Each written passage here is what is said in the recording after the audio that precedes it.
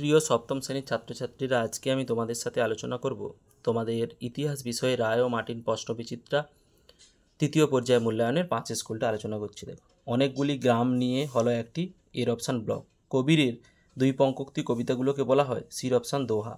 শ্বেত পাথরের রত্ন বসিয়ে কারুকার্য করাকে বলা হয় কি? বি এর অপশান পিয়েত্রা দুবা। শিরন কলম নামে পরিচিত সির অপশান যে আব্দুল সামদ। শ্রীকৃষ্ণ বিজয় কাব্যের লেখকের নাম সির অপশান মালাধর বসু। চৈতন্যের ভক্তি আন্দোলনের প্রাণকেন্দ্র ছিল বীর অপশান নবদ্বীপ। সুফিরা গুরুকে মনে করত বীর অপশান মুরিদ নামে।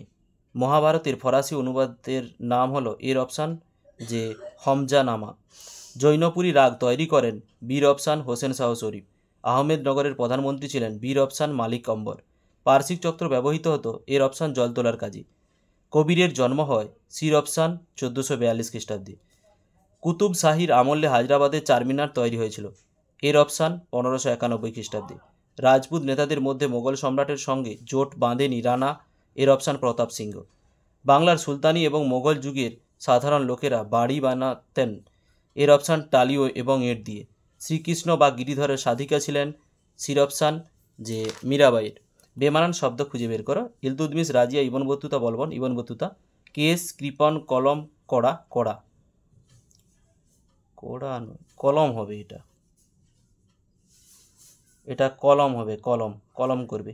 আহমেদনগর, বিজাপুর, গোলকোন্ডা, পাঞ্জাব, পাঞ্জাব। খরাজ, খামোশ, জিজিয়া, আমির, আমির। যে তবর হিন্দ, সুনাম, সামার, জিলাম, জিলাম। রামদাস, তেগ বাহাদুর, জয় সিং, হরগোবিন্দ, জয় সিং। যে অষ্টপ্রধান বর্গী, মাবেল, খালসা, খালসা। বারবোসা, যে মাহমুদ গাওয়ান, পেজ নুনিজ, মাহমুদ গাওয়ান। স্তম্ভ মেলা, রায়গড়, শিবাজি, হিন্দু পদপদ শাহী, প্রথম বাজিরাও, গোলকোন্ডা, দাক্ষিণাত্য।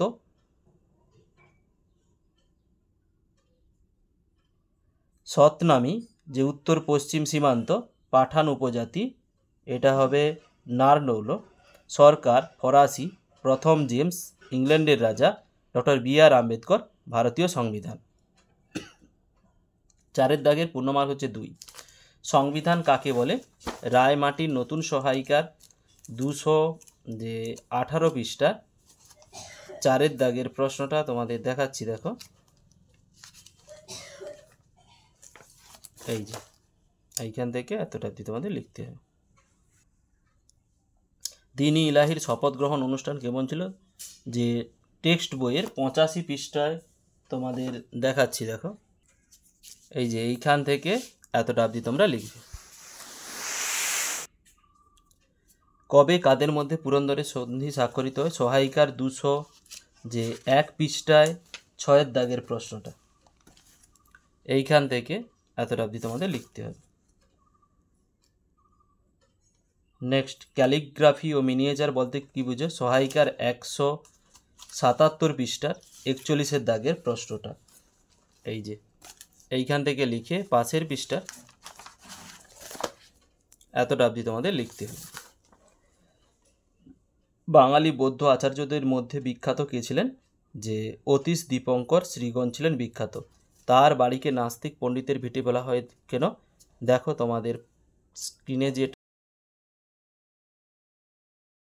উত্তরটা আছে ওটাই লিখবে। কিতাব ওল হিন্দ কার লেখা? লিখে নাও, এই যে উপরে লিখে দিয়েছি, অলবিরনির লেখা। কোন কোন বিষয়ে লেখকের পাণ্ডিত্য ছিল? গণিত, দর্শন, রসায়ন, জ্যোতিষবিদ্যা ও ধর্ম বিষয়ে। 5 দাগের পূর্ণমার্ক হচ্ছে 3। রাজা লক্ষণ সেনের রাজসভায় সাহিত্য চর্চার পরিচয় দাও। যে সহায়িকার 32 পৃষ্ঠায় 34 দাগের প্রশ্নটা তোমাদের দেখাচ্ছি, দেখো। এই যে এইখান থেকে এতটা অবধি তোমাদের লিখতে হবে।